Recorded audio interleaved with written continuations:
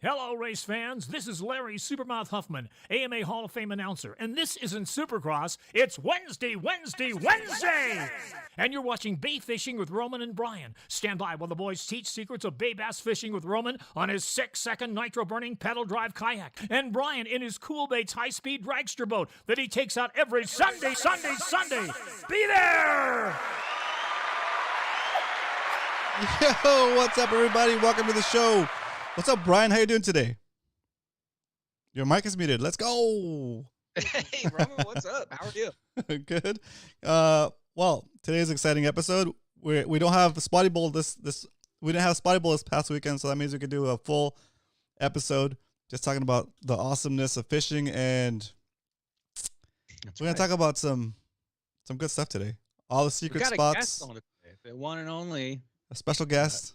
Yeah, the current number two seed in Spotty Bowl, and I think he's been the number 2 seed for the past 3 Spotty Bowls, and that would be the one and only Salty Danglers here tonight. So that's right. I can't wait to talk to him. And he's not only is he's in the Spotty Bowl, he's also my fishing partner. Oh, no. What, fishing partner? Okay, oh, fishing partner. Got it. Yeah, Let's we're gonna get to the announcements. So we get Salty in here. He's in the green room enjoying the snacks, enjoying the beverages. Because we treat our guests. We lay out the red carpet. We get he's drinking the whiskey in the green room. Just save some for the rest of us. Tiki Dave hosts that room still. What happened to Tiki Dave? Tiki Dave, where are you at? Very nice. So you too could enjoy the lavish lifestyle of the Fishy Hour green room. If you want to be a guest, let us know. There you go. There you go. So shout outs. What do we got in here? First person in the chat taking back his crown is Peter86. What up, Peter? We missed you last week. Peter. I think he was at the beach last week. Yeah, Peter, you're like on a 20 episode streak, dude. What happened? Yeah. What happened? Very nice. Hanging out spot. Putting out the vibe. And then we'll give the first comment. We'll give the first like of the day to Peter86, and the first comment we'll give that to Mr. Carl Black. What up, Carl? What's up, Carl? How are you? Very cool. Oh, shout out TB Metal Art. So he made another special award for Spotty Bowl. Just saying, really? If you're in the Discord, you've seen it.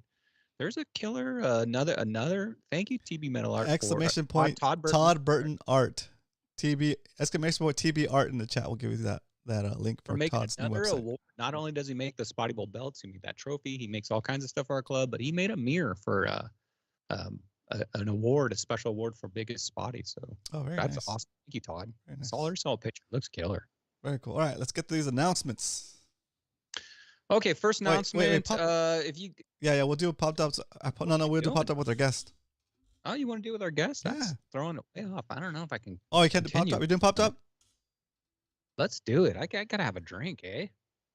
Salty can do his later. Oh yeah, okay, let's do it then. Let's do it. There you go. On a scale of 1 to 10, 10 being the best pop top you ever heard in your life, 1 being the worst. Rate this pop top.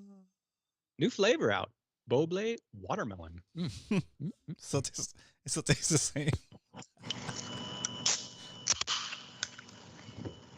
I couldn't hear the pop top over the feedback of your mic.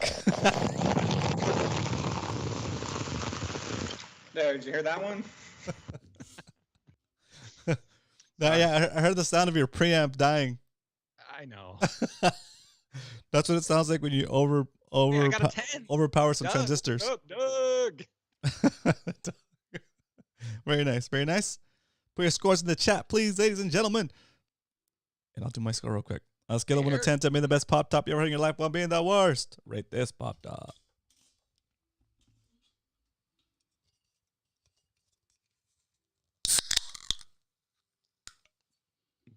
Good. Cheers, buddy. Cheers. Official Fishy Hour mug. Okay.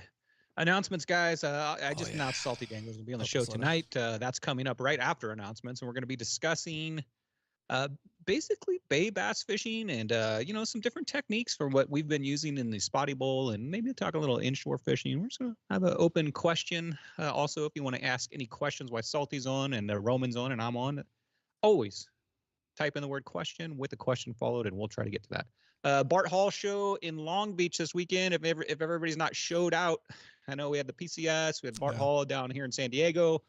But if you guys are into going to a third show or haven't been yet, the Bart Hall up in Long Beach is this weekend. I think it already starts today and goes all the way to Sunday. So check that out. Okay. I know a lot of shows, huh? It seems like show after show after show. But check that out if you go up there. Obviously, support our sponsors of the show and also of Spotty Bowl. We got our 3-year anniversary coming up, Roman. I think I made the announcement that what did I say this was? Our like 400th show or something? A lot of 350 shows? I don't know. A lot of shows. And me and Roman do this for a while. We got for the Mad Max Fishing Club, though, our 3-year anniversary, 4/23/23, is coming up on Sunday. So save that date. We haven't decided what we're going to do yet. So if you guys have ideas and you want to put them in the chat, general chat and Discord, or right now, let us know. We haven't came up with an idea yet. Probably something simple, just to get together. Not sure if we're going to fish. Not sure if we're just going to get together and maybe have a pizza or something. I don't know. Yeah, hot tub pontoon. Yeah. As long as Leonard's there, I'm there. So Leonard, let's do this. I haven't seen Leonard for a while. What are you doing, Leonard? Where you at? So save the date 4/23/23. Okay, let's get on to another announcement here. We got this weekend, April 1st. We've been talking about this for the past 3 weeks. So hopefully some of you guys are save this date to go. But Saturday. April 1st is the official first ever No Skunk Day. And we're launching at Tidelands Park. And I'm going to show you that on a map. And we're going to be launching there at 7:30. So let me go to my screen share here real quick, Roman. Oh, okay. Well, give me a second. Show you. Go Roman's going to, Ready. and I'm going to talk about this here real quick. Oh, you mean like, you want me to throw some, I got it. Okay, now your screen share's ready. There you go. Oh, there it is. Okay, that is the Coronado Bridge. Yeah, this is our beautiful San Diego Bay. So Coronado Bridge right here. And if I zoom in real close to the very end of the Coronado Bridge, you're going to see this nice little white sand beach right here. Take us off the freeway. Park. So you're on the bridge. You're coming down the street right there. Oh yeah. And you're gonna keep going. No, follow the road off the Coronado Bridge. There you go. Down and right there's your first right. Yep, first right there. Boom. What's it called? That is. It's right there. Get back up a little bit. There you go. Glorieta Bay. Glorieta Boulevard. And Glorieta Boulevard. So you make a right, and you make your next right, and that puts you on that gets you kind of into the park area. Yep. Follow that road all the way down, all the way back. Keep going, all the way back, all the way back into this area, all the way back, all the way to the very back. You go to this little circular area, and you park all the way over here where it says something only, right there. You park anywhere in there, and then we're gonna basically wheel your kayak from that parking area over to the beach here. Yeah, there's a little, looks like concrete path right here. Skate park. Next to the skate park. Yeah. We usually just go right through the grass. And for you guys, also, since early, there's a bathroom right over here. Oh, yeah. I think Tidelands Park, I think that opens at 5 a.m. What's up, Dario? What's up, Zach? Cave Dog in the house. Jesse, Dario, what's up, guys? But just so we're going to be launching from that beach right there. Get out here on the water. We'll all stage up out front here at 7:30, hopefully on the dot, or 7:35. We're going to stage up right out front for our group photo, as we always do on our club outings. Opens at 6 a.m., says Salty.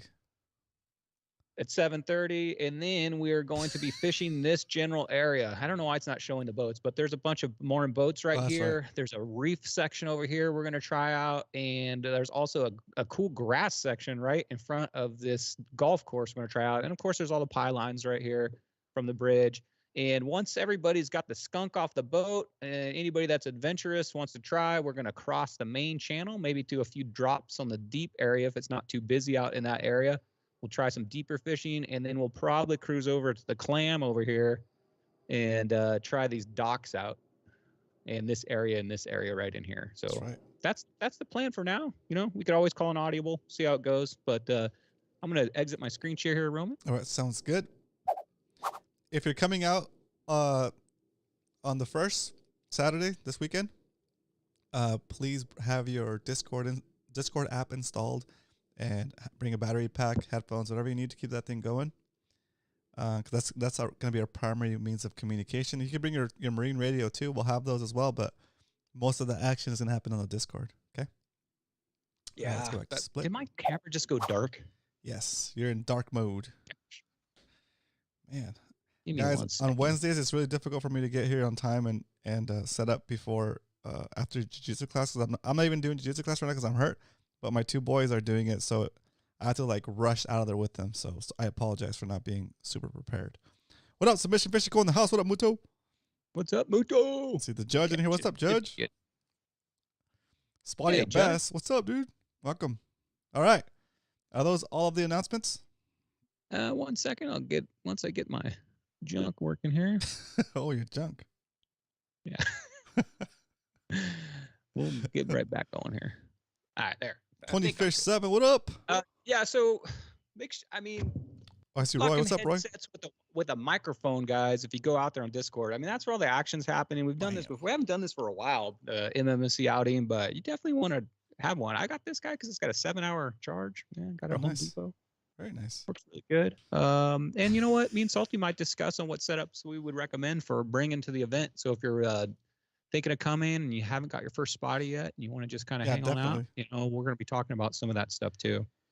Free guide service is what you're getting, basically, for one fish only. After that, you're on your own. That's right. If you need it. And also something I mentioned last week is we're doing trash cleanup. So while we're out there, if you guys grab a piece of trash while you're out there and show me, hey, I picked up a piece of trash, I'll trade you that trash for a piece of Cool Bait. So Cool Bait's going to sponsor this. If you pick up some trash, I'll hand you a Cool Bait. So let's we're just getting these big rains today. I guess tomorrow. I'm not fishing. It's ridiculous. So those big rains bring in all that big trash, right? Is there a limit? Yeah, well, I mean, I can only carry so many. Be out there with the bag, like 2 trash bags, and re-up my Cool Baits inventory. What? It's good karma, guys. Pick up the trash. No, that's good. That's good karma, guys. Yeah. And it puts out a good vibe to the general population too. So everybody sees you out there fishing and they see you picking up trash. They'll be like, "Wow, those guys really care about the environment." Yay! Okay, we do. Cool. Okay, so Spotty Bowl, Roman said it. No Spotty Bowl next weekend. No Spotty Bowl the weekend after that. I think the weekend after that's Easter weekend, so I'll be hanging out with their families hopefully then. And then Spotty Bowl continues up in LA on April 21st. So you guys up in there watching right now on LA. It's Newport this time, April 21st through 23rd. And then San Diego, we're going to kick off on April 28th through 30th. So we got a couple of weekends we can pre-fish and let that water heat up. Maybe Mission Bay will be a little easier on us. Hopefully by end of April, maybe we might be in the mid 60s. Let's see. Perfect. Okay, so that's it for me for announcements. Unless you got anything else, Roman. I don't have anything else. Just I guess I do have a real quick one. We have 1 rod left of the MMFC rods that we had 20 of. So 1 of 20, last one and available. It's on shop.romancastro.com, and I might be putting up an MMFC sweater soon. Just maybe later this week. So keep an eye out. I'll put it up on the Discord so you guys that are in the Champions Club will have dibs. And after that, I'll announce it to the rest of the group. So if you're not already following not already a channel member on my regular channel, that's how you get into the Champions Club. Okay. So Leonard says he always picks up trash when he's out fishing. Good for you, Leonard. Nice. You're not talking about women, are you? Dang. Sorry, oh, wow. Set yourself up for that one. Jeez. Ouch. He's a big creeper, man. I'm right there with you, Leonard. And you're like oh, man. I went to the ear doctor the other day. I couldn't believe it. I went to the ear doctor. He said I'm going deaf. It was really hard to hear. All right. Let's get on with it. So bad, dude. Okay, let's bring him in. The one and only, you guys know him as Salty Dangler. Let's bring it in. Thank you, Salty, for being on the show. Bringing in Salty with a round of applause from the live studio audience. It's a Salty Dangler. Oh my gosh. His feet isn't set up. What? Oh no, he's all out of Party foul. Hold on, what is this? Zachary Riggs says, "Hey Zach, what's up, Zach? How are you? I hope you're coming out April 1st. I'd be happy to fish with you that day. The fish gods smiled upon us, those who collect trash in the bay. I found a kick butt floppy hat once. Yeah. Just keep What you get? talking. I need to figure out this thing. Oh my god, dude. Let me go through the chat and see if anybody else says anything. Dave Come on, Rich come is on, out of keep here. going. See you, Dave. Catch you on the replay. Hopefully you'll be out there also April 1st. Dario, what's going on, Dario? How are you? Richie Rich, Here it is, here it is, how here are it is. you? Muto. If you haven't seen Muto's show, it's tomorrow night on Thursday, same time Found it. on Submission Fishing Co. Check him out. What's up, Judge? How are you? You know, one thing I was... Yeah, Salty's in there. Yay! What up, Salty? Woo!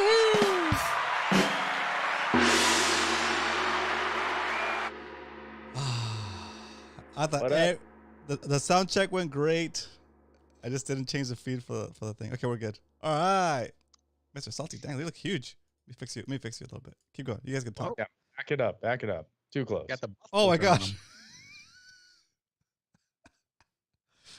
on 'em. All right, cool. You're up close to the camera. That's good. So How are you, something Salty? I can do. Good. How are you? You got your pop top ready? I do. Oh, you do. There you go. I grabbed a pop top.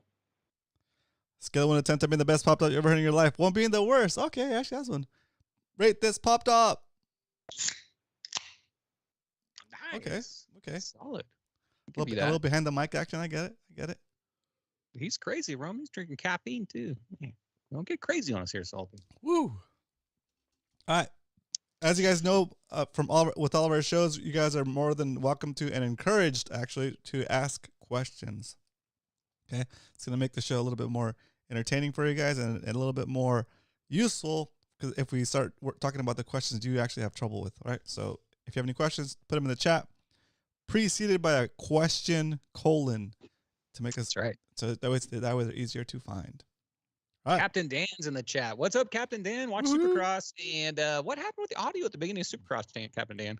Just a question. So even a high production show sometimes can have audio problems, Roman. It's that one guy, Especially- dude. Well, yeah. Okay. Okay, so Salty Dangler, how are you? Let me give you a recap of your fishing season so far. For right now, my you're ranked number 2 seed. That's awesome. This season, also, you've caught the longest spotty at 18.5 inches, was it? 18 even. 18 even. And that thing weighed in at, I think, 3.17. Correct. 3.17. So you've been having quite a year in Spotty Bowl. Yeah, it's been going well, especially for winter time. I've traditionally done pretty bad in the winter, so I'm pretty happy with where I'm at. Yeah. And not only that, but me and Salty have been fishing SBS together, which is the Saltwater Bass Series. And we're finally having a semi-decent year this year. Me and Salty are known for what we usually 13th, 14th place. Yeah, 13th, notorious games. 13th place. Oh man. Yeah, we always joke about that. No matter how we do, we always end up in the mid-pack, it feels like. But this year, Salty's turning it up, man. And we are currently ranked 3rd in points, which I'm Oh super wow, that's excited. awesome. Yeah. That's pretty good. So he's having quite a year this year, Salty. So Salty, we brought you on to kind of talk about bay fishing. That's our normal subjects on Wednesday, and we're going to start out with talking about seasonal baits. For me, seasonal baits brings up things like finesse, different falls, maybe lighter lines. Do you want to start it out, or you want me to start out? Or Roman, you want to start out? Who wants to start out this conversation? I'll start with the finesse guy. Awesome. yeah, that- that's obviously probably me. So I think I'm the only one that fishes for Oh that. So my gosh. for me, when the water's He really in- meant it. You should see how many net rigs he has in his boat. Uh-huh. Yeah. He's a What's closet finesse guy. Yeah, he just says that. Secretly filled All right, imagine. boats. Yeah. What's a Ned rig? What's cool baits spelled backwards? Not Ned rig. Yeah. So let's get to the finesse fishing all seriously here, Salty. So you guys all know me, and during the power fishing time when the water's 68 degrees, the bass are going crazy. I'm heavy into the A rig. You know, that's like my go-to. I love the A rig. Not only can I, when I hit the big ones, I can just muscle them, and 65-pound straight braid. And during the summer, I love the A rig. But in the wintertime, the A rig she's put on the shelf. Because I can't get it to quite work. The bass aren't as aggressive. They're not going after it. So I go down to a finesse. And my go-to, and Salty's seen it right now, for finesse fishing right now. What's up, Chet? Welcome. And is the most basic thing you could fish, which is a ball jig head. And I'm loving this bait right now. It's the most basic setup. And winter fishing, me and Salty went up to Newport, and we were kind of struggling a little bit. We can catch the fish. We caught, man, I don't know, 20 fish, but we couldn't, seem to get the big ones. And at near the end of the last 4 hours, I decided I was just going to go down to my basic finesse and dropped it down to a 500 size reel, 6-pound line, ball jig head, curly tail grub, and went back to the basics. What's up, David? Welcome. And in the winter, that started biting for me. And for you guys that say, hey, finesse, what if you get a big one? How are you going to get in that fish if you're on 6-pound line? And that exact tournament, Salty, on that exact setup, the exact setup I'm sitting here with, caught a 3-pound spotty out of some structure too. I was able to maneuver it out of a structure. So to me, I'm not scared of fishing finesse. I know some of the guys won't fish anything but 15, 20, 25 pound because they're afraid that they can't get it off the bottom or out of a hole or away from a pylon or whatever. But I think if you're positioned properly when you cast it, and you're prepared for that fish while you're casting it, and in your mind, when that thing hits, you're prepared to pull him out, turn his head, and get him out of there. I think you can get away with finesse fishing. Yeah. I think the lowest I'll go is 8 pound. Yeah. 6 pounds low. 6 pounds low, but for me, the reason I'm going that is I'm fishing a 1/4 ounce or maybe even lighter. And when you start going up into 8, 10, 12, 14, 15 pound, that bait doesn't fall as good, and it doesn't seem to stick to the bottom for me as good. Like if you have a 1/4 ounce, let's just say 20-pound line on there, when you're pulling that in, all that resistance from the line is actually hindering your bait. And once you go to finesse and you start fishing finesse, and you're throwing those 1/4 inch in shallower water, say 20 feet or less, you'll start feeling that thing is staying on the bottom really easy. You can go really slow, and you can have really good control of that bait with a finesse setup. When you go to that 20-pound and you're reeling it in, you don't feel anything, and it's kind of, you're like, is it on the bottom? Is it not? And it may affect the amount of bites that you get. For me, that's at least for me. All right, Brian. But if you do go a little heavier in your line, it puts more resistance on it, so then you can wind slower too. That's there is a trade-off. There is a trade-off for that. And when you say you're fishing 6-pound or 8-pound line, that's just your leader, or are you doing? Yeah. Or are you? I'm always talking about my leader on that. My leader on this setup here, I keep it really short. I know Salty keeps his leader. What you're like as far as your arms can reach, right? Yeah, that's how it starts off. Starts off at 6. But then I'm about half. But then you're fishing what 10-pound braid or 20-pound braid? Yeah, so I keep my leader about 3 feet long. That's it. From there to that jig is all my leader line. And this right here is 6-pound. And then probably usually 10 pound is what I like on my small setup. And if I'm going a little bit larger setup, I'm fishing a 3/8 or half ounce, I'll go with a 15-pound, maybe even 20-pound line braid. There you go. Good. That's pretty good. Yeah, guys. I even fished the Ned rigs on. I don't even go 8, dude. I do 10 mostly, and I do have 8. I do have 2 spools of 8 because I bought it once and I thought I would use it, but I never use it. 8-pound leader? 8-pound fluorocarbon leader, yeah. Now, is it in your brain that I'm not trying to convince you to fish finesse, but a lot of people, when I say 6, I know a lot of people that gets a Chad hookup baits. He fishes 6. Yeah. I think Adobo fishes 6. So these are some of the guys that That's true. consistently get a lot of big fish. Yeah, I think for me, I think for guys that have the mentality of, I'm afraid I'm going to break off, haven't yet dealt into those lower lines. They haven't tried the lightweight. Yeah, I think that comes from my inexperience with I when I fish, I like the feeling of setting the hook really hard, and you can't do that kind of stuff with small line, unless your drag is set correctly, right? Which means you're more of you're a better angler at that point, right? But for me, I'm not that good. I love just don't undersell yourself, dude. I love 100 fish in one day. I love setting the hook though, right? And that was on 10-pound, right? 10 or 8-pound. That was probably 10 pound. It might have been 8. Anyway, That might have been why I got 100 fish. Let No, me but tell what you I'm saying is like, if you're breaking off, it's a matter of like your drag is not set correctly, right? Or also the bend in your rod. If your rod might not be rated for such a small line, so you have to have the right equipment. Yeah, Go I ahead. mean that's one thing too. Rod is very important Mhm. when you're fishing finesse. It's got to have, you It's know, gotta it have says that right bend. on the rod Yeah. exactly what line size it's set up for and what weight it's signed up for. And not only that, but the bait. When you're fishing these finesse setups, you want to have a thin wire hook. Mm-hmm. That hook will penetrate that spotty's mouth on a lot less of a hook set. If you're fishing a big old 5/0 hook or whatever, Yeah.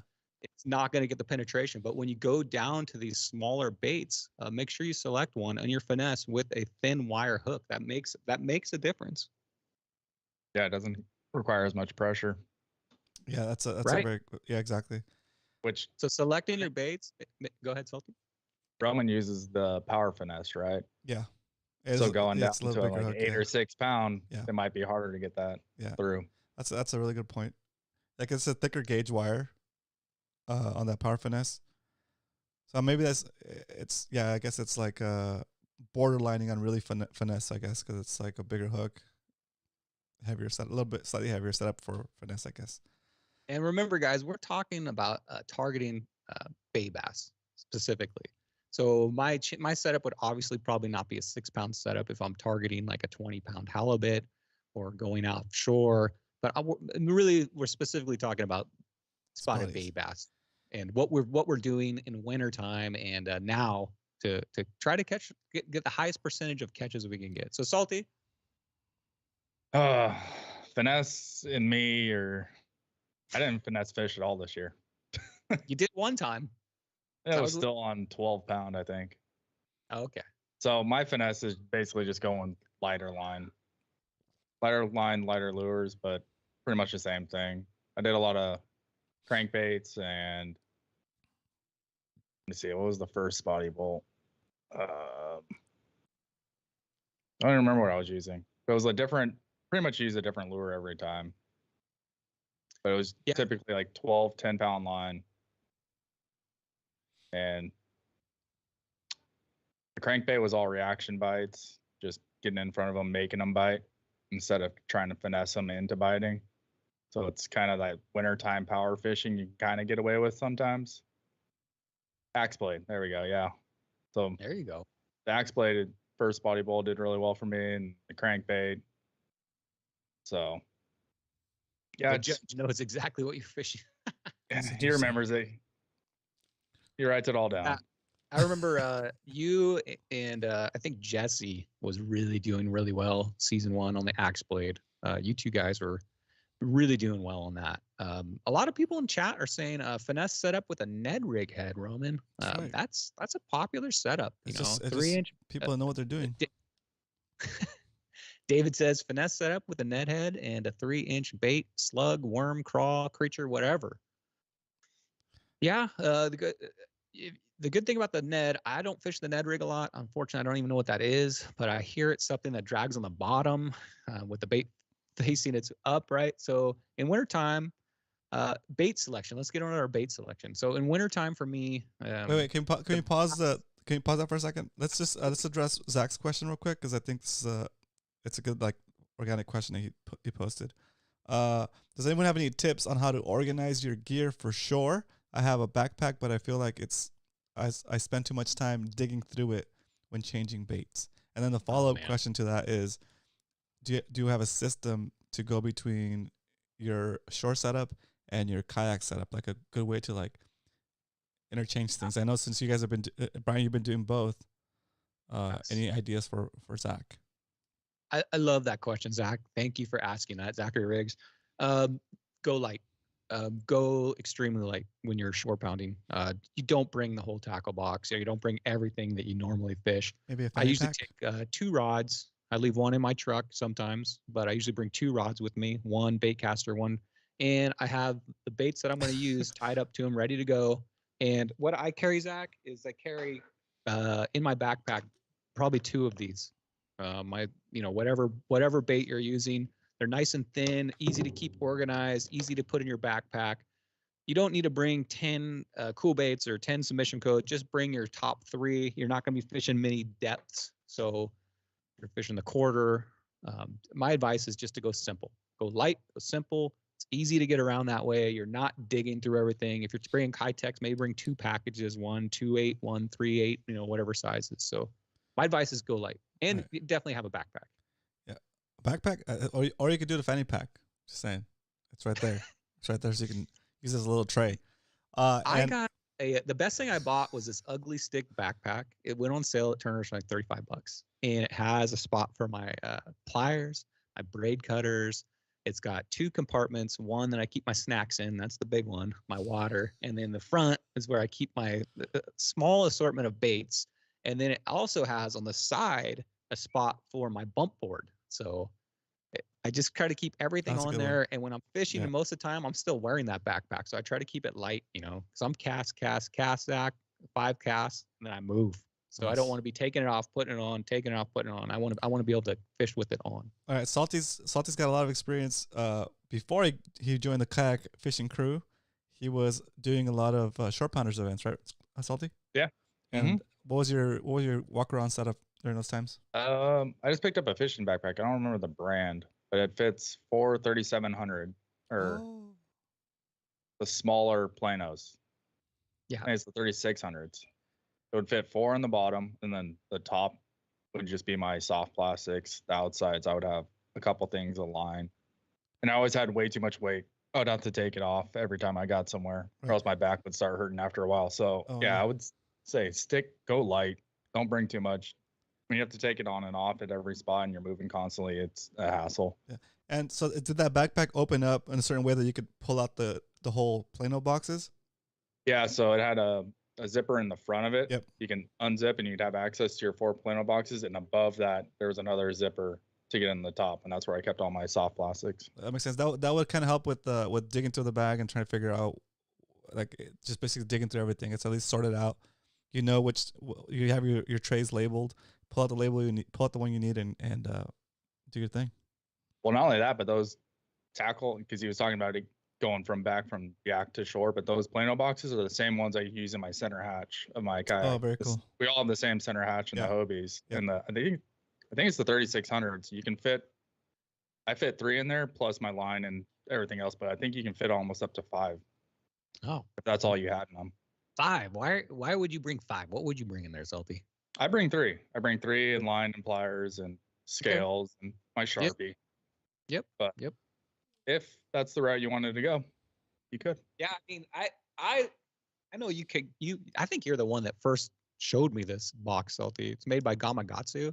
Hold on, let me go full screen, Brian, on you. Give me a second. I believe that was either Adobo or Roy. I think it was Adobo is the one that brought it to light. It's made by Gamakatsu, and I have fallen in love with it. I think he bought it, but the Salty Dangler, you posted a picture once of all your jigs, like perfectly organized, all in a row, by color and everything. I'm like, dang, that thing's nice. But it holds. That's cool. Everything. You can see it doesn't shake around. These are all my ball jig heads I use. Yep. It doesn't shake around. It holds everything in place. You can instantly take a look down on it. And the best thing about it is it snaps shut. Don't think it's waterproof, but it snaps shut and it's, solid. Your baits aren't getting beat up. They're staying in there nice and firm. But I think it sells for most of our bait tackle shops, maybe $10 or $12. So I love this. This is one of my favorite finds of this year was this right here. It's very nice. Yeah, I think I have 4 of those right now. Yeah, me too. They're great. Got one for Crocs submission. Dario says I use those. What's up, Dario? I use those too. I see Roy here. What's up, Roy? Thanks for joining us. Hey, Roy. Steven, what's up? Steven, it's been a while. Super comfy, and it fits like 3 Plano boxes. Okay, it's talking about the backpack. Very cool. I say Steven says he uses a small hunting pack. Very cool. Yeah, there's a ton on the market. Daiwa, I know, makes really high-end backpacks, that are lightweight, specifically set up for different boxes like that. So there's a lot on the market. I bought my Ugly Stick one just because it was on sale for really cheap, and it's had everything I needed. It was $35, and I would definitely recommend it. You can get in trouble with those backpacks. A lot of them are quite large. Yeah. I think a lot of them are meant for like boats, right? You take it on the boat, you set it down, like your tackle bag. So just be careful. Don't That's load true. it down too much. If you're fishing a tournament and you're a co-angler and you're bringing the world with you, and or you're like Salty coming on my boat, I think most of the time Salty when he comes on my boat, keeps he just dropping the brings his indirects, back box.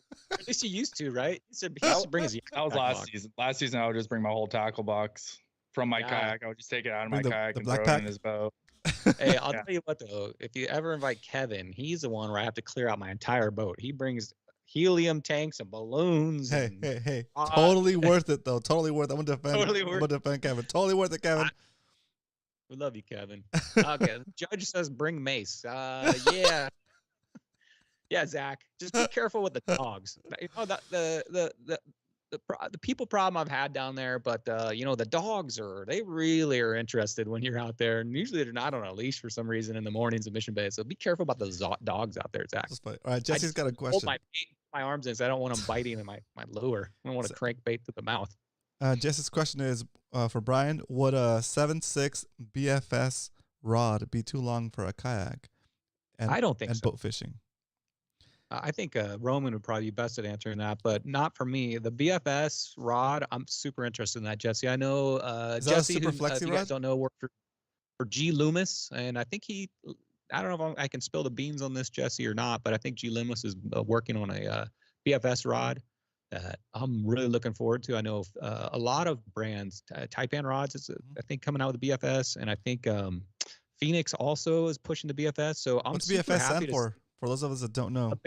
I'm sorry, it's the bait finesse system. Basically, I have a BFS reel back here, And but a bait finesse system is a bait casting reel, basically with a lightweight spool that doesn't hold a ton of line, but it's ultralight, it's drilled all out so it can get as light as possible, and it allows you to cast a very lightweight bait, like say a quarter, or some of us guys that aren't very good at casting a lightweight bait with a bait casting reel.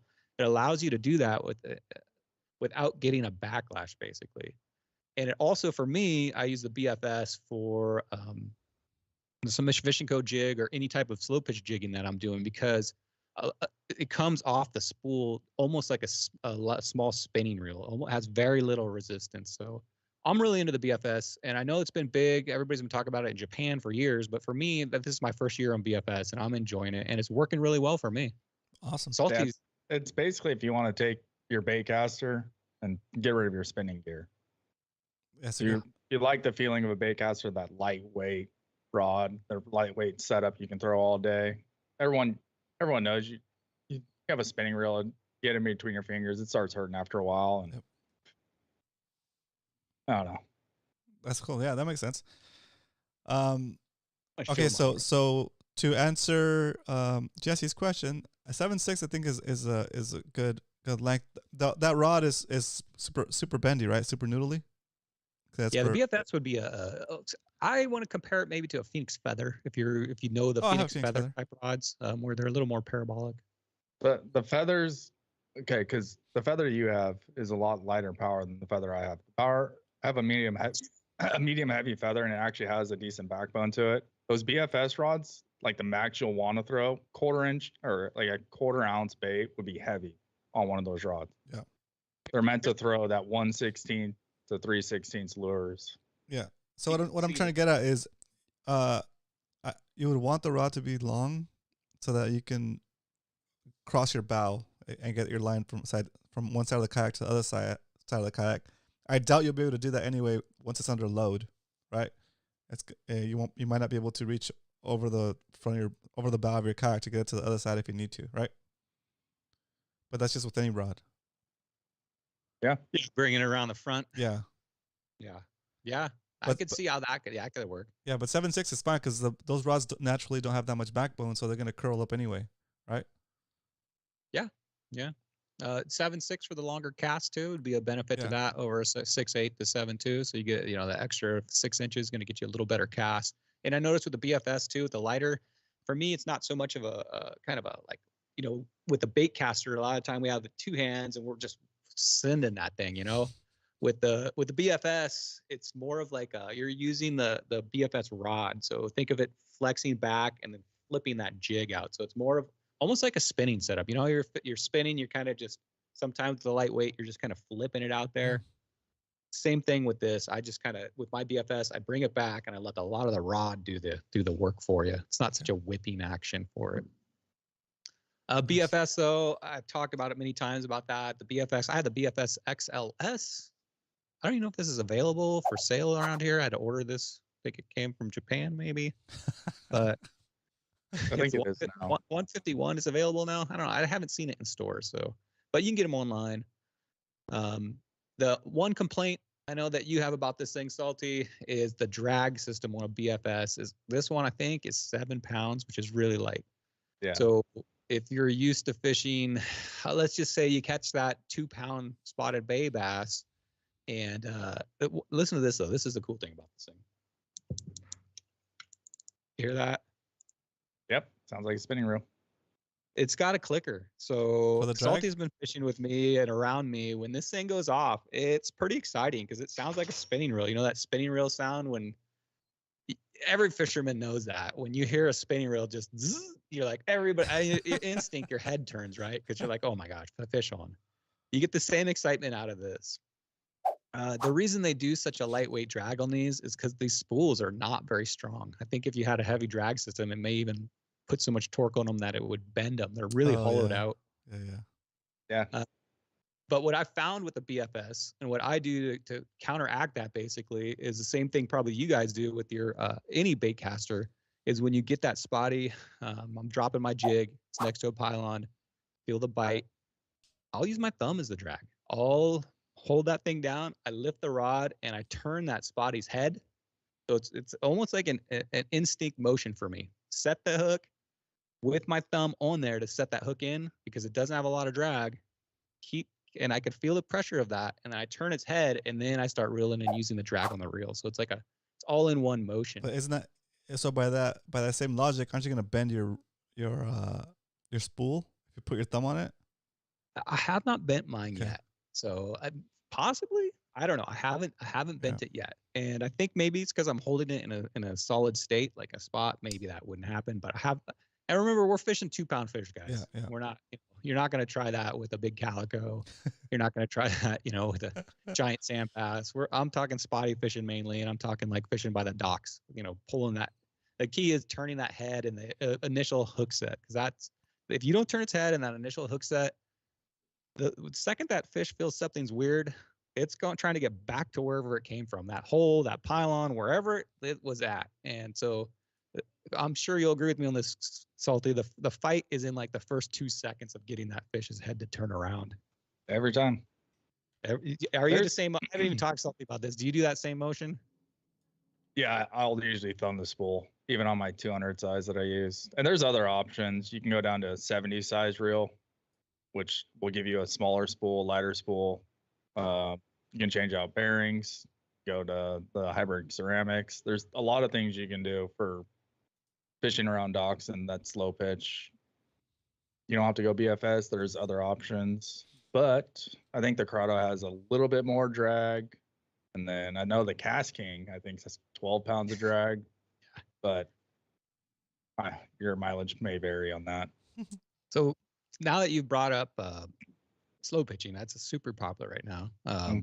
It's working really well for a lot of people. I promote it because I've been fishing slow pitch jigging ever since. I don't know if it was, I forget who introduced me to it. Maybe it was Cal, maybe it was Salty, one of you guys. And I'd tried it, but I've never really had a lot of success with it. So I went into that, and now I love slow pitch jigging. And what Salty's talking about, changing bearings and all that, is when me and Salty are slow pitch jigging, we want it to look like you took the bait with no line attached and threw it in the water, and it just does, whatever it does. It flutters, does whatever it does. And anytime you have a bait casting system that has resistance on that spool, it affects the way that bait falls. So the BFS system has a very light resistance, and probably one of the more popular ways to actually fish it is with a spinning reel, which has basically just comes off the line perfectly, doesn't have any resistance. But guys like me and Salty, I can't get into the spinning because when I'm fishing that, I'm doing a lot of casting, a lot of accuracy, flipping, not casting, I'm sorry. I'm flipping it, trying to get it exactly in a little hole, maybe between a boat and a rope. And, so for me, I'm a lot more comfortable with a bait caster. Yeah, absolutely. It's a lot easier to place it, not hit a boat, not hit a piling. You don't have to worry about the bail being open. You don't have to worry about the bail being closed if you get bit on the fall, which is 80% of my bites. Not sure if it is for you, but Yeah, it's I would say closer to 90% on that specific one. And the cool thing about that I like about fishing the bait caster, I know a lot of you guys fish the spinning, and that's fine too. But I've just been fishing is I'll actually when I'm throwing it, I'm either got my thumb just barely like grazing it to where if it has any type of interruption, or I'm just sitting there watching it, and if it has any type of interruption, I set and reel down and lift up, because normally if there's an interruption, it's because something is on there. And the second it hits the bottom for me, I'll see that spool stop spinning and I just reel it up and I try again. all right. So what rod are you using for your typical dock fishing jig? So for me, I have two different setups. I have the BFS with the lightweight feather, the one I just showed you guys, and that is for 15 gram or 10 gram. And that's my lightweight. And that's probably my primary. But when I go to a 20 gram or 30 gram, pitching anything in those weights, I love the SLXs. So I think I have 6 of those, Salty. And 20 gram, I go out of the BFS XLS to a regular SLX and just use that. What rod? Let's see what I got. I just use the Maximum rod, is right here, which is just another Phoenix rod. It's another fast action though, right? Fast action, of course. Lighter weight, and this rod for I think they're only like $119. I think this is one of my main weapons that I like to use. I like the feel of it. I like that it's not too expensive. Matched up with an SLX, you got like a $230 setup here, and then this is one of my go-to setups. Yeah, so that's something I've changed in the last year. Is I've gone through multiple rods with the slow pitch, and I've used crankbait rods. I've used like my swim bait rods. I've used pretty much every rod I have, just testing them out. When I ended up on what I'm using currently, this can always change, is a feather. Yeah, and I have a reason for that, because my old crankbait rod was really parabolic, and I was like thinking, oh, traditional slow pitch rods are very parabolic. You can whip them, get the action on when you lift them. Most of my bites come on the fall. Everyone's bites come on the fall on the slow pitch. So it became less of the action through the water column and down at the bottom, because that was 10% of my bites. I wanted to get something that was sensitive. The Phoenix feathers are extremely light. And if you know anything about rods, lightweight usually equals sensitive, not in all cases, but that's the general rule. So when you get bit on the fall, you'll feel it. You can set the hook and reel them in. The slower action rods, you can still feel it, not as much, not as pronounced. The feather's been my go-to lately for spotted slow pitching. The only time I use like a big parabolic rod, like you're talking about crankbait rod, is when I'm using treble hooks. And I very rarely ever use treble hooks anymore. So that rod is I have one, but it's not one that I bring out. The treble hooks is the only time I use it. Everything else is pretty much for me fast action. Yeah, see, I'm trying to think anything that I wouldn't use a fast action rod for in spotty fishing. Moving baits, like underspins, and like any kind of moving bait, I'll typically go to a moderate fast. Got it. Because I'm not looking to feel the bite. Once you feel the bite, the fish is already on, because you're constantly reeling. So any kind of moving bait, I prefer like a little bit softer, not too much. But like I use the Phoenix Recon Elites. They're labeled as a fast action rod. In my experience, they don't feel like a fast action. They feel like a moderate fast. And that's pretty much been my go-to rod for moving baits. If you bring up the cool baits, for me though, to talk about that subject, it's all about keep maintaining the bottom water column, keeping right above the grass, feeling the rocks, bouncing, just trying to maintain keeping on the bottom. And I have to have that fast action tip, because it translates all the way through that braid, all the way to my hand, and I can feel what's going on down there in the bottom. And if I have something that's like a wet noodle, like an ugly stick, I don't know what's going on underwater. I can't get the sensitivity that I need. And that's for that specific bait. That's why I have to have a very sensitive rod. Yeah. I mean, you do fish a lot more grass than I do. Yeah. Grass fishing, I'm definitely going to recommend that. Roman? I have a good question. What for that question? pass. We have a question from Spotty at best, Alex. He says, question: when vertical fishing, the line coming off the reel from time to time, the wet line will stick to the rod and kill the drop. Do you guys have a fix for that? Oh, here we go. I have a temporary fix. And it's literally just putting your hand that you're not using in between the line and letting it roll, giving your rod another guide basically with your finger. That's the quick, easy fix. Where's that? You don't just pop it, you know? That's no, normally... it'll literally stick in between your first guide and your reel. Okay, that's what I'm talking and then it about. starts coming off slower. Got it. It drives me nuts. I want to take one of my rods and add another guide in between. Okay, that's so interesting. I've came up with. Sorry to interrupt. That's a good note for Jesse. Jesse, if you're gonna build a rod, this is BFS style or this is regular? It's just anything with the slope. Anytime you're the slow pitch jigging, because you want that line so uninterrupted. Yeah, that's interesting. If you're gonna do it dedicated, you would probably go acid wrapped, more guides, because your normal guide spacing between reel seat and first guide's around 19 to 21 inches. Yep. You'd have another one in between there, so it doesn't stick. Yeah. There you go. That's a good little hack right there. And then there's a window there for somebody to build a rod. Another technique I've found to get away from that. First of all, I fish a very short leader, 3 foot, because I never want that connection knot to be in my guides at any time I'm pitching, because that can cause that. It'll slow down that line going through the guides, and it'll cause it to grab. So I have a short leader. And another thing is, instead of Alex trying to drop that thing, I don't know if you're dropping it just straight down, like pulling up and just opening it up and dropping it. Try flipping it 5, 7 feet out in front of you, maybe 10 feet, because then the line's already moving. And when it hits the water, it's kind of got a diving motion. So it's pulling that line and then going in. So try flipping it a little further away from you, positioning yourself a little further away from the pylon, if that's what you're doing. Even if you flip it away from you, as soon as it hits the water and there's any slack in it, you're only talking about the line moving half an inch down. And as soon as it hits that rod, once it's wet, your rod's wet, your line's wet, it tends to grab. And what line are you using? I use Daiwa J-braid. I don't have that too much of a problem with that. Maybe Alex tried changing your braid. So I know some of those lines hold a lot of water in them. That's a good point too. When you're reeling it in and it's like spraying off and your hand's always soaking wet, maybe experiment with some different lines too. Yeah, if you don't mind, Alex, put in the chat what type of braid you're using. Do you know what kind of braid you're using, Salty? I use J-braid, and I have that issue all the time. Oh, it's the same one. I constantly keep my hand underneath my line. Interesting. For a leader line, me and Salty both use the same stuff, mainly because it's a good deal and we both believe in it, and that is the Daiwa J-braid, this right here. Very nice. Yeah, and Daiwa for pound for money and everything else. Plus, it comes in nice spool. Yeah, comes with that little elastic band. Yeah, too. I know Dario loves that. Everybody loves so convenient. Just everything that's set up about it. It may not be like the absolute best of the best fluorocarbon, but what you get, the mounted line you get per spool. Yeah. Alex said he uses 8-strand suffix. Okay. So. Yeah, it might not be like, what's up, Dario?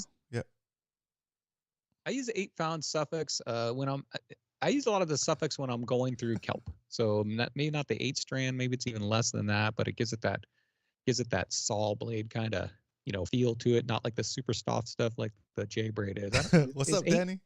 How many strands is Daiwa J braid? Salty. You probably Danny 9? Jones is in the chat. He might know. How many strands is a Daiwa J braid, Danny? Put you on the spot. Pop quiz. What's up? Hot shot. Hey, Danny. Danny was straight lurking until he heard us talk about Daiwa J braid. Yeah, we're always looking for sponsors too. So, you guys don't know who Danny is. Danny is. Oh, he said 8. Yeah. Nice job, Danny. 8. Okay, there you go. Now you can officially tell your boss you've been working overtime. There you go.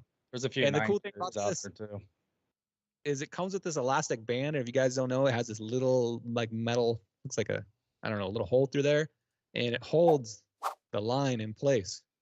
So it makes it easy to tie a knot, and then it keeps it. If you pull it out and you just reverse it, sucks it right in there. So when you put it back into your backpack or your tackle box and pull it out, it's not like a mess. Like so many times I've had, other brands where it's just, you're supposed to pull in that little notch and put that little piece of tape on there and you hope it doesn't come out. But I've had a lot of times where didn't work for me. So I love that elastic band. And when you're done with the J braid, sorry, Danny, if you want to put a different line in there, Dario puts he says he uses Power Pro in there, no problem.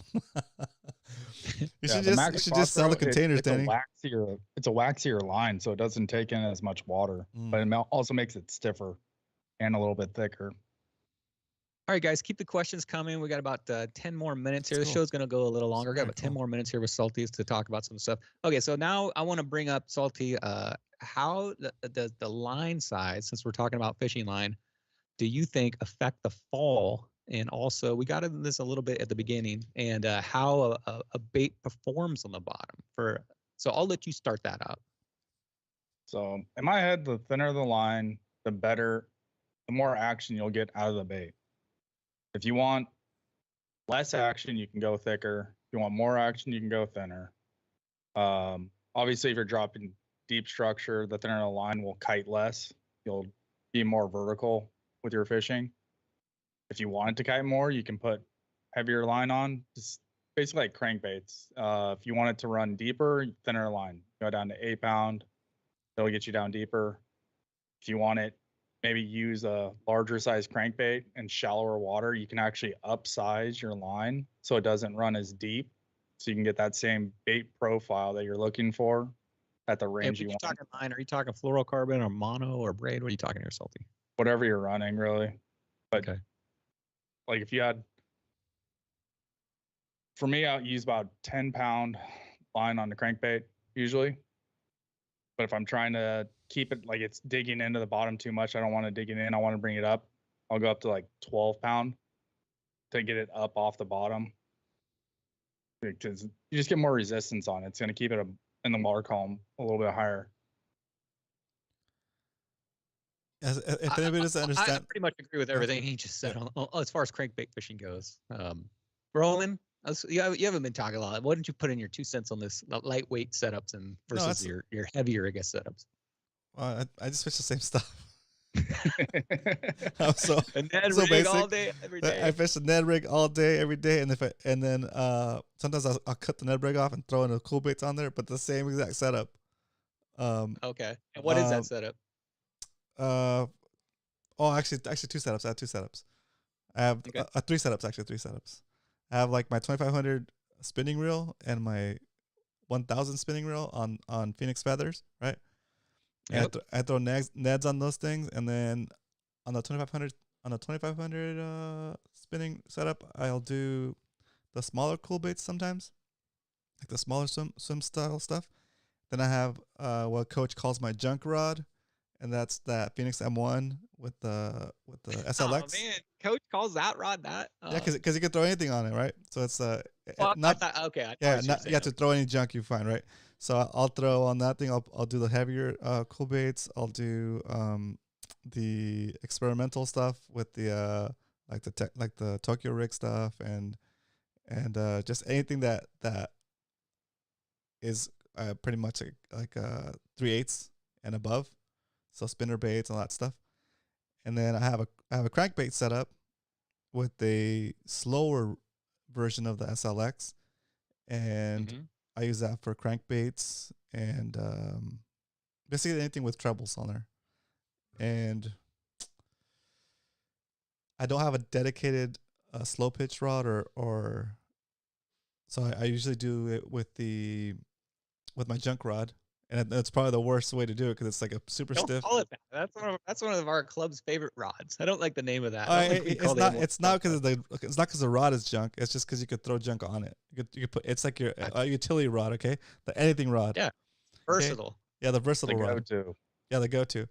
So I'll throw the slow pitch stuff with that just because I like to use the baitcaster reel with that. For the same reason you guys use a baitcaster style on that, but I don't have the BFS setup. Yes. Maybe I'll do a setup like that, but it's one more rod to add and worry about. And I mean, like I'm.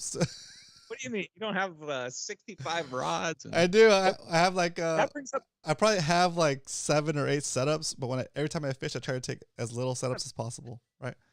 When I take Salty out, he brings 9 rods just on one session with him, and that's probably half of what he's got. It's only because I tell him he's limited to. Oh my gosh! No, but 6 or 9 rods. It makes sense for you guys because you guys are fishing like tournaments and you're fishing like if Salty's tying on a new bait or if he breaks something and the bite is hot, he can just switch over to a different rod that's already set up ready to go, right? So you guys are actually more efficient for you guys. Yeah. For me, I'm like, eh.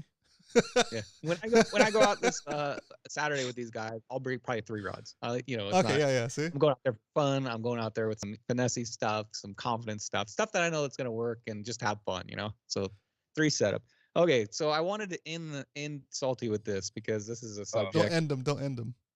Not end them, but this is one that me and Salty go back and forth on heavily. Okay. It's probably kind of a running joke on the show. Is a bait presentation. So the way your bait, I guess, looks and what colors you use and what weights you use and the presentation that you're putting out there. And it's, to me, okay, so I brought this out. Hold on. We're gonna hear them out. Each Salty's gonna present his case. Brian's gonna present his case. And the audience will be the judge. Okay, you guys are all been promoted to judges today.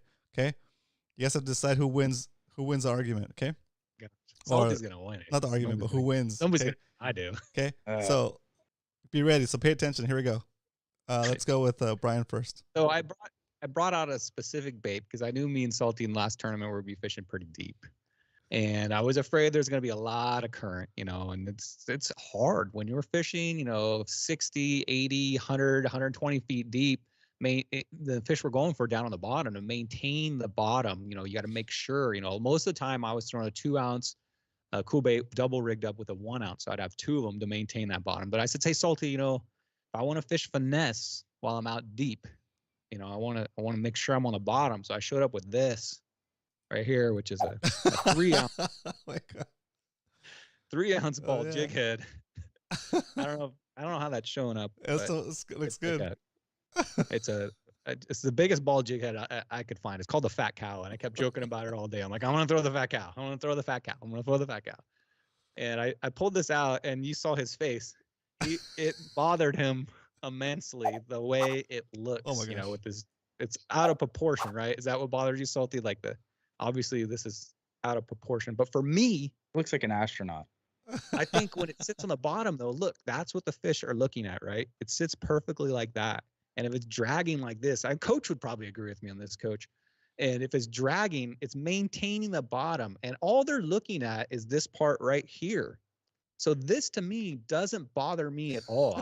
The whole purpose of it is to maintain the bottom. That's all I want to do, is maintain the bottom. So the presentation was not a big deal for me. But this bothered Salty a lot. Did you fish that? Did you fish that? How many fish did you catch on it? That's not the point. I only threw it, I think, 1 or 2 times. What we were using was working. So when something's working, I usually don't switch it up. But I wanted to bring this I'm going to catch a fish on this next time we go on our pre-fish Salty, just to prove. And guys, when I come back on previous shout-outs, I'm going to show you a picture of this with a huge fish, and it's this with a huge fish attached to it. Yeah. So. All right, my defense, I didn't think that one was the worst thing that Brian does. All right. The ball jig head, I understand that one more than some of the other things. All right. So what bothers Salty a lot is what I call the broken back technique. And so, I mean, this is one of my normal rig baits, right? But when I'm in a real rush, sometimes I'm rigging it, and sometimes I get something like that. Or more likely like sideways, right?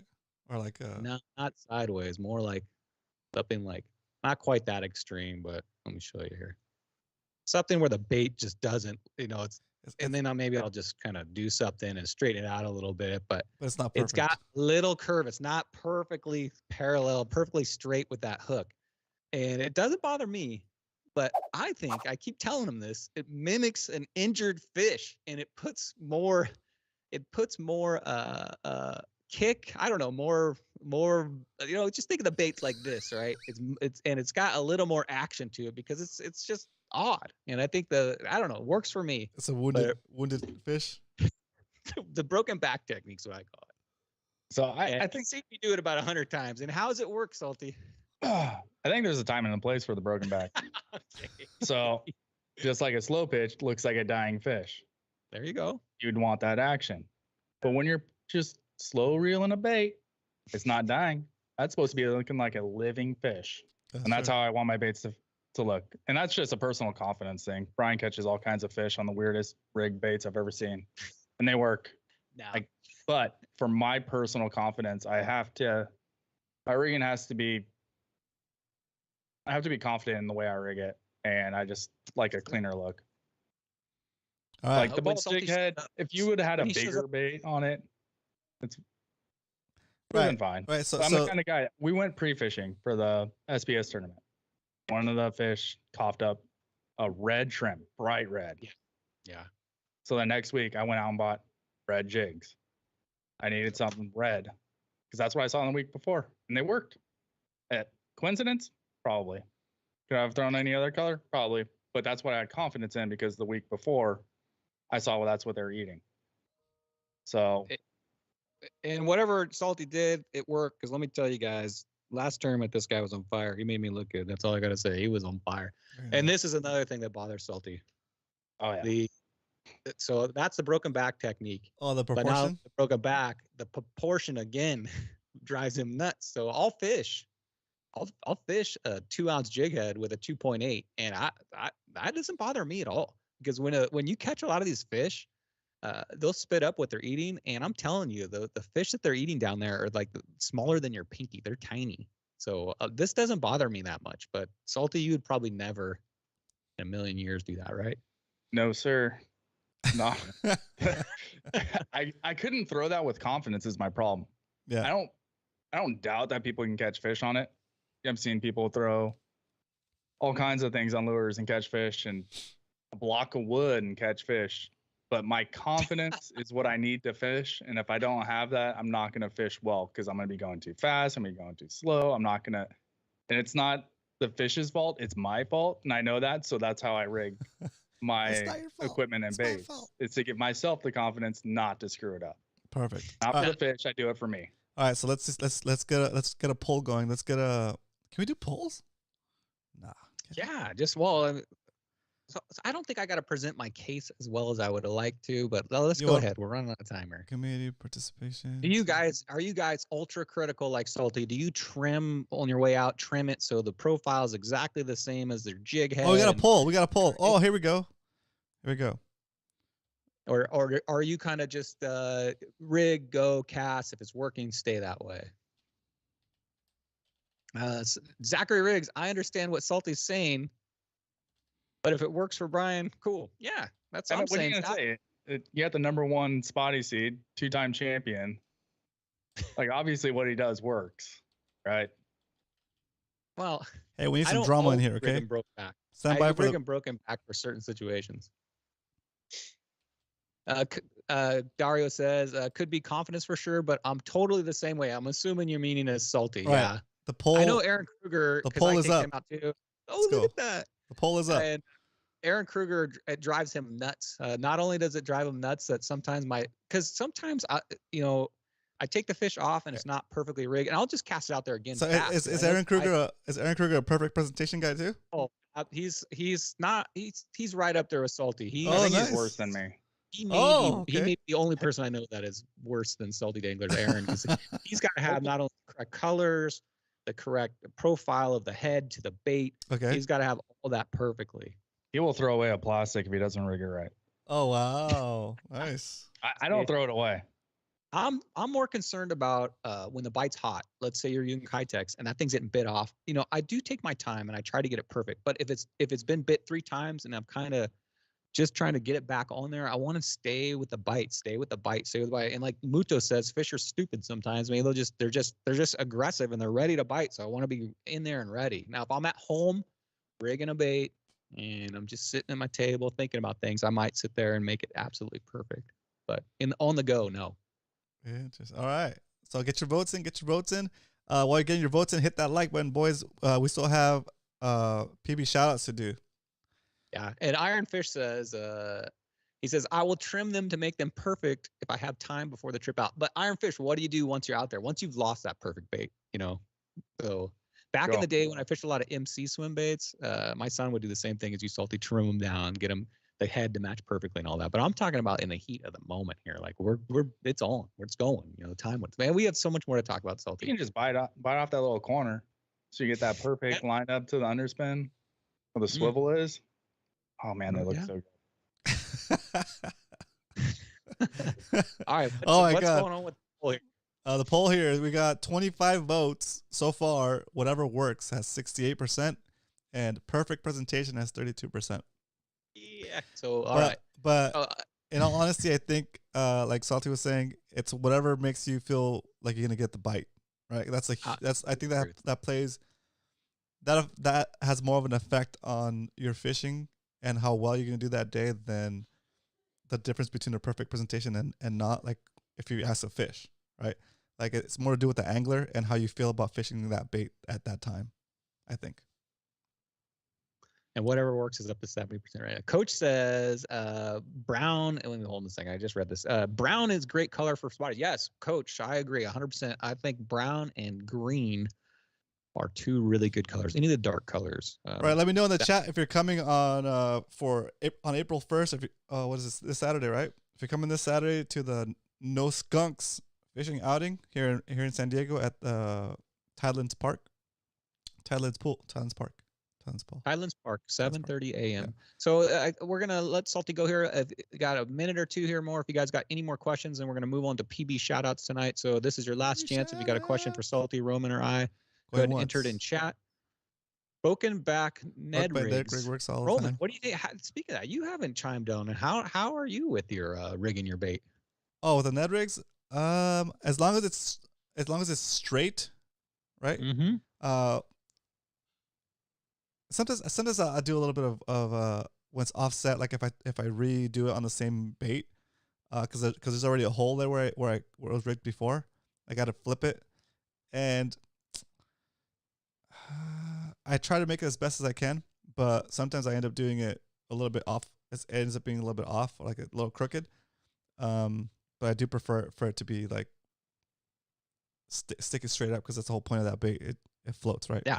But does it bother you if it's a little crooked on the hook? No, it doesn't. Like you poke, no. Yeah. Okay, so. Especially when I'm trying to recycle that same bait, and I'm on like the fourth time I reposition it. Like I don't really care at that point. Rotate. Yeah.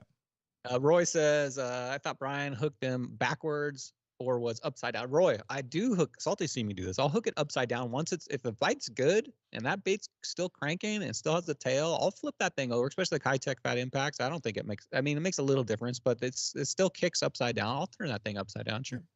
714 OC Fishing says, does anyone use weedless Ned rigs? I don't. I've seen them. It's just something else to get in the way of the fish getting bit.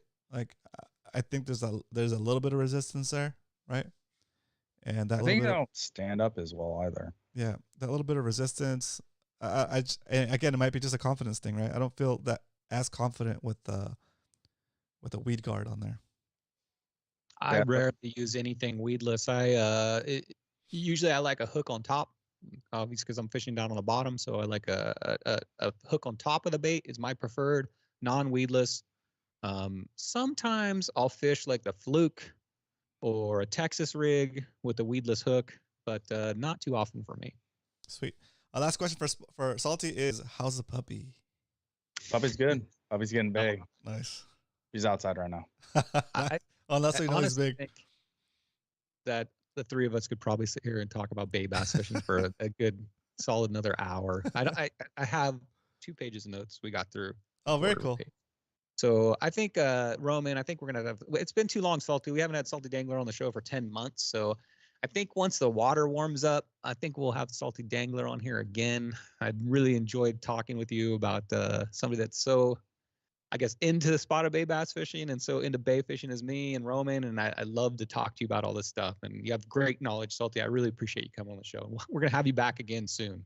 Very cool. No knowledge, just opinions. Oh, nice.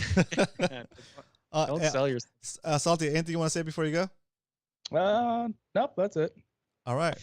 All right, we'll take Salty out with a round of applause from the live studio audience. And a gong. Thanks, Salty. All right. That was cool. Thanks, Salty. That was awesome. I Yeah, appreciate you taking the time. I know it's like a whole hour and 15 Okay. minutes, probably more than that because we were waiting in the green room. I hope you go ahead and grab anything you want from the green room before you go. And snacks.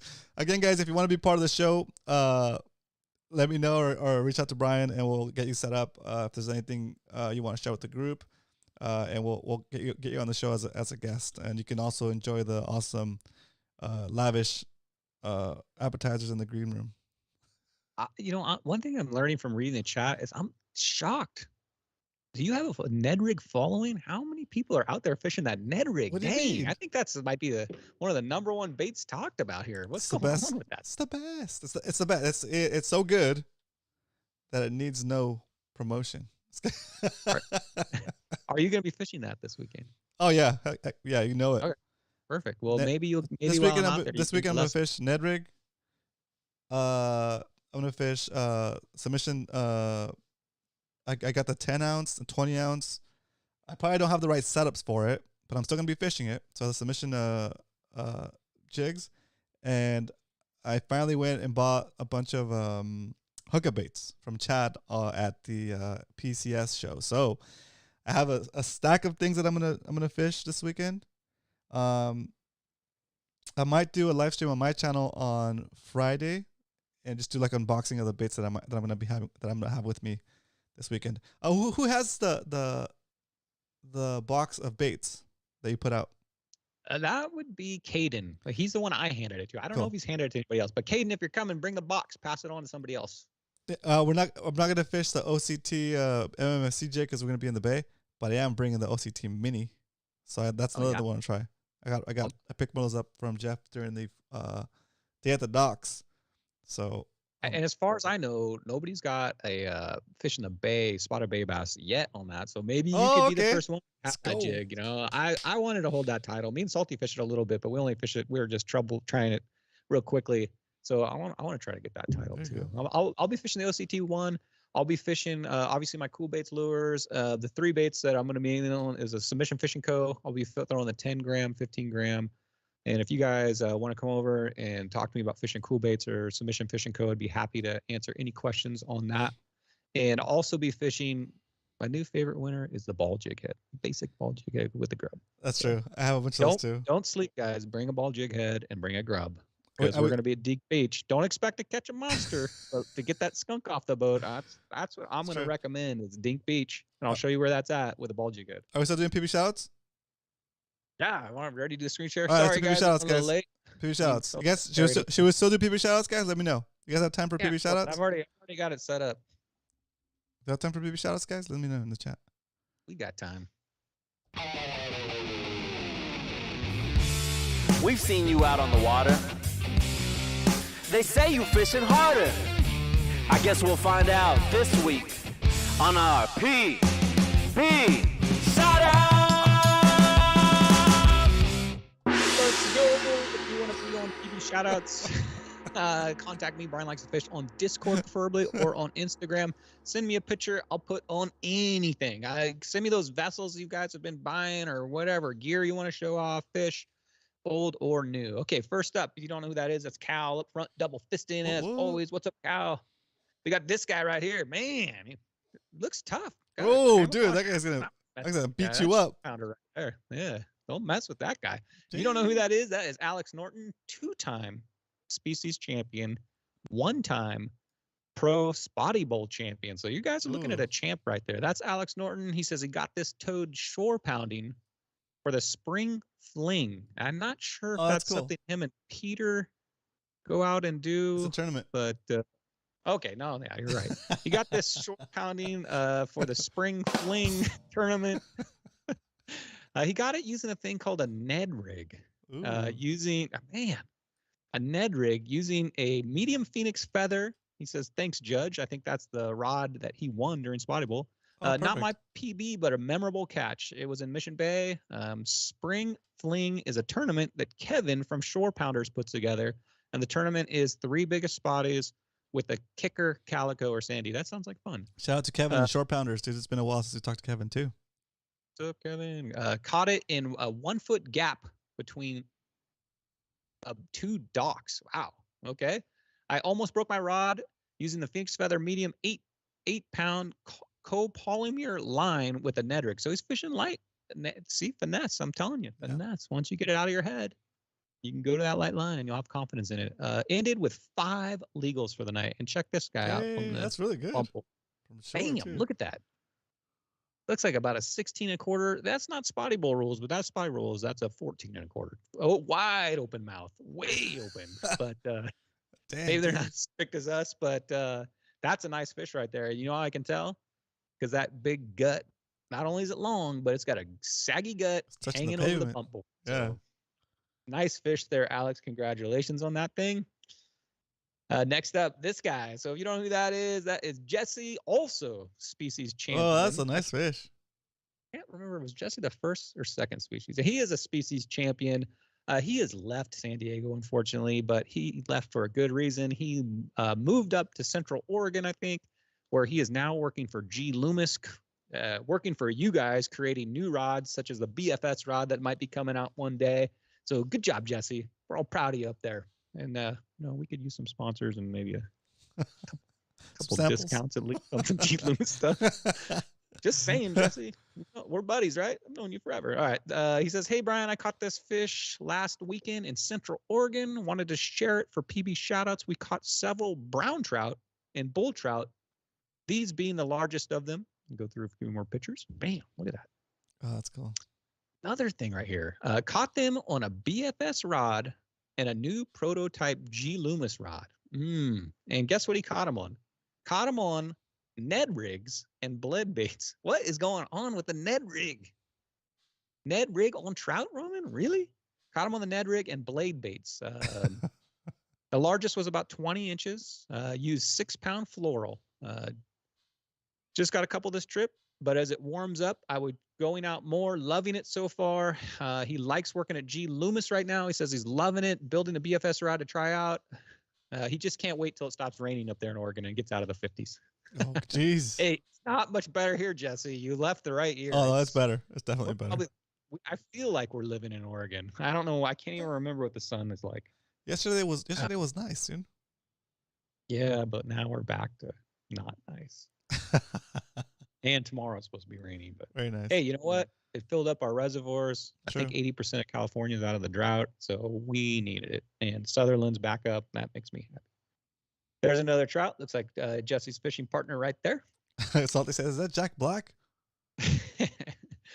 All right, next up, these two slayers. So those two guys are in the LA Spotty Bowl. If you don't know who that is, so on the cool. left there, that is Brett B-Dub, and behind him's the ultimate slayer, James Collins. What's up, up? guys? Not only do they fish spotties, but guess what, guys? They're out there fishing the green style too. Look at those colors on that.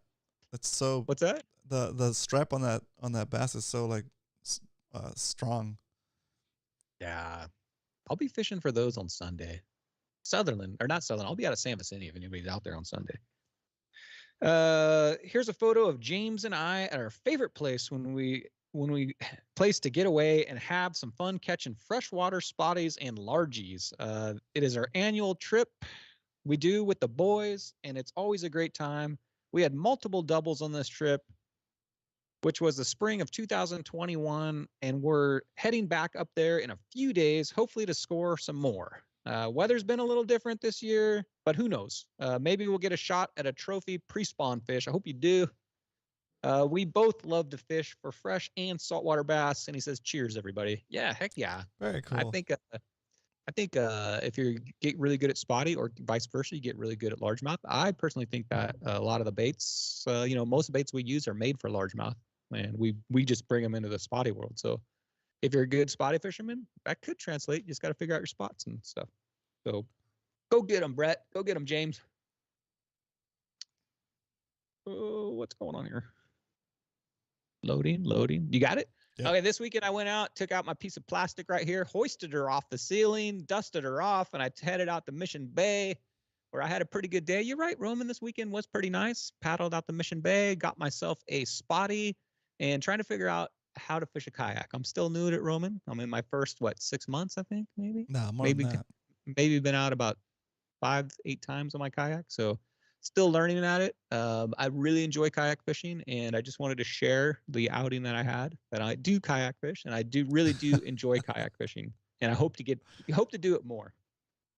Next up, you know who that is? That right there. Oh, that's a sweet fish. Last week he caught a huge 7-gill. This guy's really putting out some big trophy fish this year. That's Joey Basson. If you don't know, look what he's holding. That is a huge halibut. Joey Basson says, so I went kayaking for a quick session. I knew the water conditions were a little dirty, but I sent it to the bottom. Was tough to manage for a first few swim baits. Decided to throw a crankbait for about 20 minutes and nothing. So I made a super long cast, paused the crankbait at about 15 feet from the kayak. And I thought I was snagged on something like a bat ray. And then I set the hook, brought it up, and I realized it was a huge halibut. I was shocked. It made a couple runs for the shallow water, and I actually got it by the gill with no net or anything in my kayak. I was pretty stoked to get my first crankbait halibut. That's pretty cool, Joey. That's an awesome. I mean, geez, for a first fish, he caught it on a Shimano 100 HG Japan reel, a 30-pound J braid, 20-pound fluorocarbon Seagar, Mega Bass Deep 6 crankbait rod with a Daiwa Tatula Elite with a Daiwa Alua. Sorry to get out. A Daiwa Tatula Elite Deep crank glass rod, 8 foot. Wow, that was a mouthful right there. Yeah. And then I'm going to show the rest of these pictures. Cheers. There's Joey. Not only is he holding the fish, but he's putting out the vibe. We got a new person. There's a weight on that sucker. We got a new person in the chat. Shout out to Halibut Man. What up? Welcome. What's up, Halibut Man? Halibut Man, 23 point. That's 24 pounds in my book. Yeah. 24-pound halibut. Dang, that's a huge one, Joey. That's really nice. And there he is holding it up. That's a monster right there. As wide as him. That's officially like nice a boogie board or doormat, whatever you want to call it. And that is it for PB shoutouts, Roman. I'm going to exit my screen share here. Awesome. What up, Halibut Man? Welcome to the show, dude. We talk about fishing here, mostly San Diego Bay, but like Mission Bay, and we also basically any saltwater fishing. So halibut, spotted bay bass, mostly focused on spotted bay bass. But feel free to ask any questions. It's really, really, what do you call it? Open in here. We try to keep the shenanigans to the minimum and maximize your time in here to help you get better at your fishing. And if you have questions, feel free to pop them in the chat. And if you see any questions that you can answer in a nice way, feel free to answer the questions in chat as well. Yeah, we're here every Wednesday at 7 p.m. Pacific Standard Time, and the show goes for about an hour. We went a little long today because we had our guest on here, Salty, but then what you walked into was the end of our PB shoutouts segment. So it's basically where people that watch the show send in their best catches or interesting story to share with the rest of the community to build up that fishing stoke. So if you have any stuff you want to share with us for next week, you could be featured on the show as well. And you're welcome to be part of the community.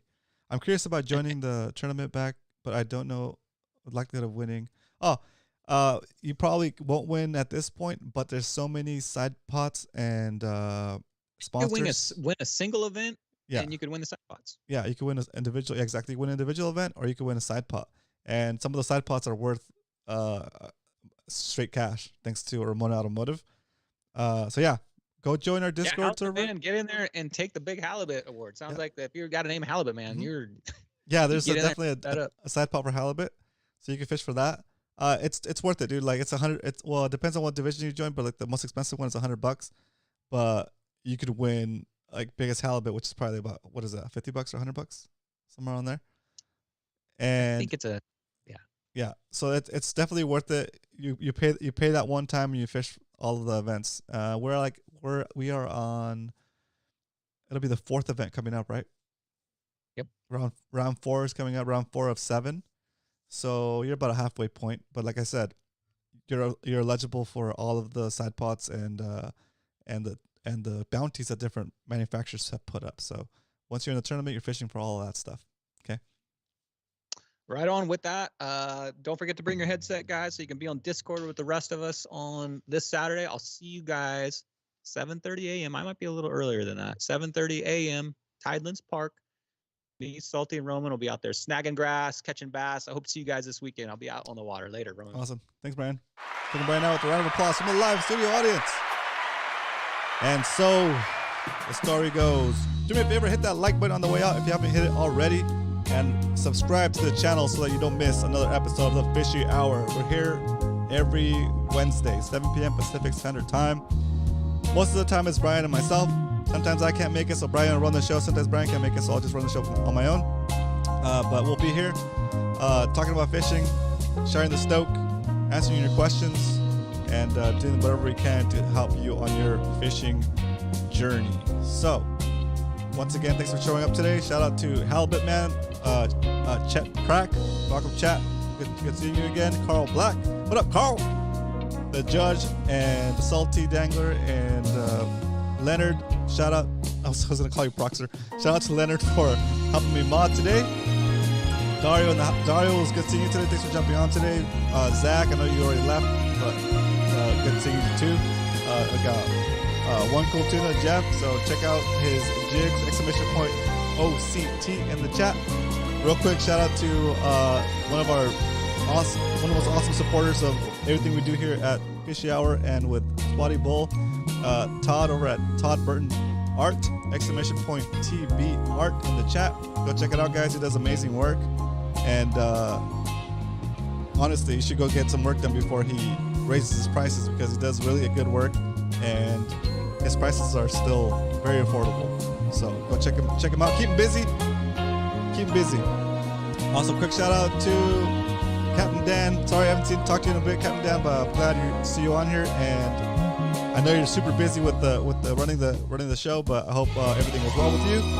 Shout out to Captain Dan. Shout out to Roy. Shout out to Muta, Submission Fishing Co. in the house. Make sure you watch the show tomorrow at 7 p.m. on the Submission Fishing Co. channel. Richie Rich, Peter 86. We out here. Last one's gonna be 714 OC Fishing. What up, dude? Thanks for tuning in today. Everybody else, thanks for tuning in as well. I'll talk to you guys next Wednesday, and may the bite be with you. Woo! I almost forgot my tagline.